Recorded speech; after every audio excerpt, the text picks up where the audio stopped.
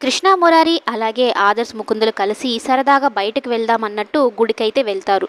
కానీ ముకుంద మాత్రం ఇష్టమైన వాడిని పక్కన పెట్టుకొని ఇష్టం లేని వాడితో గుడికొచ్చాను ఏంట్రా బాబు అన్నట్టు తన ప్రపంచం తన ఆలోచనలు చేసుకుంటూ బాధపడుతూ ఉంటుంది.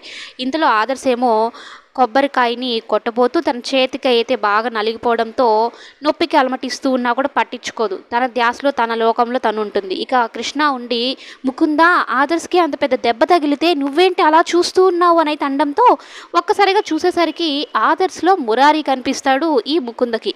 ఇక అయ్యో ఏమైంది అన్నట్టు చేయి పట్టుకొని చూస్తూ ఉంటే ఆదర్శ్ పొంగిపోతాడు. నా మీద ఇంత ప్రేమ ఉందా ముకుందాకు అన్నట్టు. అయితే అందరు కలిసి రెస్టారెంట్కి వెళ్తారు గుడి నుంచి.